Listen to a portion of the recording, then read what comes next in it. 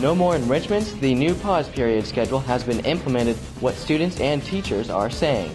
In the way, a new safety railing has been installed, blocking students from taking that route. We'll let you know why it now stands there. And we have your latest basketball scores and highlights from a big game for Roseville. TigerCast News on February 14th, 2012 begins now.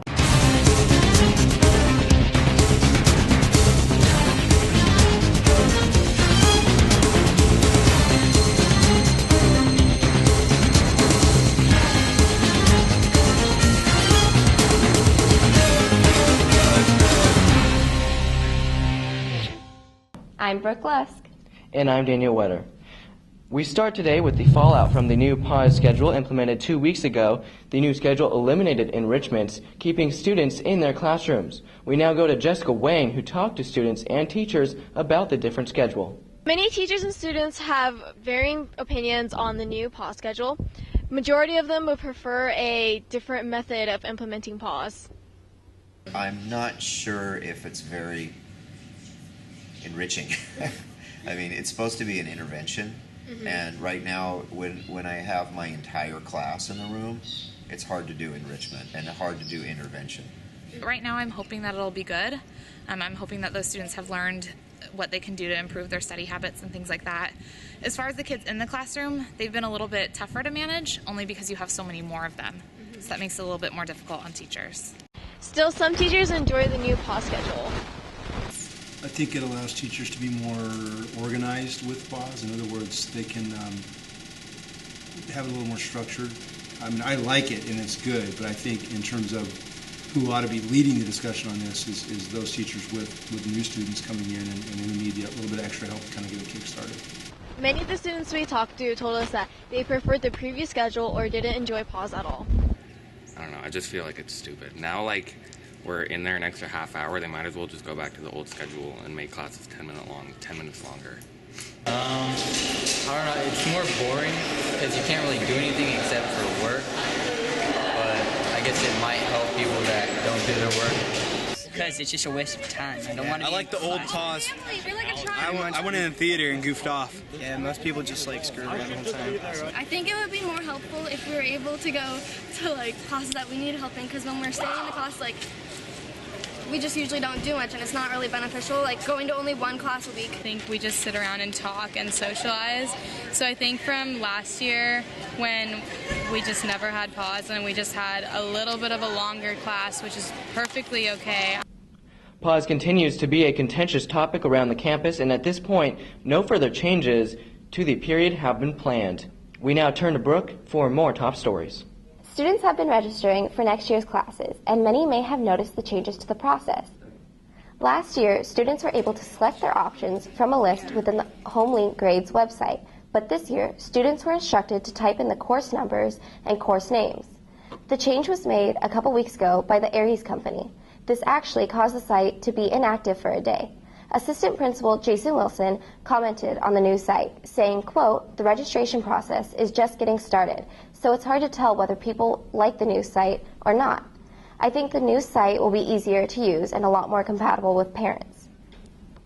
As with every year, some new classes will be added, such as AP Environmental Science, and some classes may be dropped without enough students interested. We're told Advanced Drama and Jazz Band may not be offered next year. In addition, Cassie English or math courses may be added to some students who scored low on pre-diagnostic tests. So, for example, AP Art History, sometimes we have, 1 year we might get 12 sign-ups, and then the next year we get 25 sign-ups. So it's that type of course that oftentimes is on the bubble.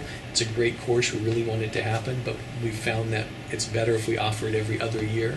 In other news, students' routes to their classes may have been altered just a little. A new safety railing was installed near the 700 wing as a result of the Americans with Disabilities Act. Inspection of the concrete surface installed with the 700 wing remodel last year yielded unsafe conditions for people with disabilities. Science teacher Jean Domek said the railing, while oddly placed, was needed. It's a law that tries to protect folks who are disabled. So that's just one of the deals. So when they did the construction, this was probably an error or whatever. So we'll use it to our advantage for science class. And results from the PSAT administered in October have been made available. A report shows that 125 students from the class of 2013, currently juniors, took the test. The results found 33.6% are college ready, up from 30.4% last school year.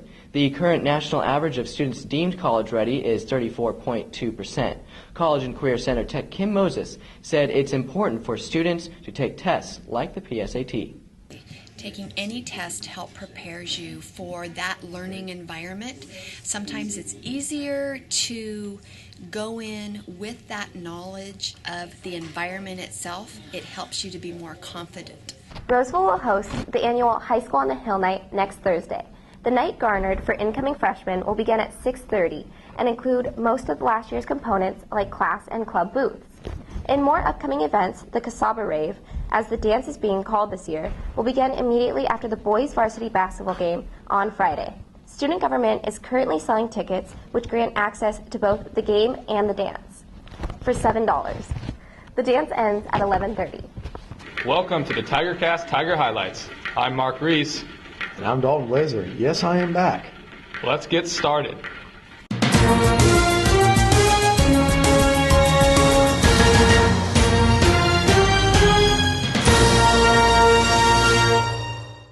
Last Wednesday, the varsity boys basketball team hosted the rival Rockland Thunder. Roseville led throughout the contest, but started to see their double-digit lead disappear as the game went on. The relentless Thunder eventually tied the game in the fourth quarter. The Tigers missed a three-pointer as the buzzer went off, sending the game into overtime. As the game went into overtime, Roseville jumped out to a sizable lead, but again saw Rockland climb back into the game. Ultimately, Rockland small forward Devin Moss missed a layup as time expired, and the Tigers clinched their fourth league win of the year by a score of 51-49. In their fifth league win of the year, the Lady Tigers beat the Granite Bay Grizzlies 61-48 to clinch a league win. Last Thursday, the Lady Tigers hosted the Lady Golden Eagles of Delaware High School. The game ended in a 69-44 loss for Roseville.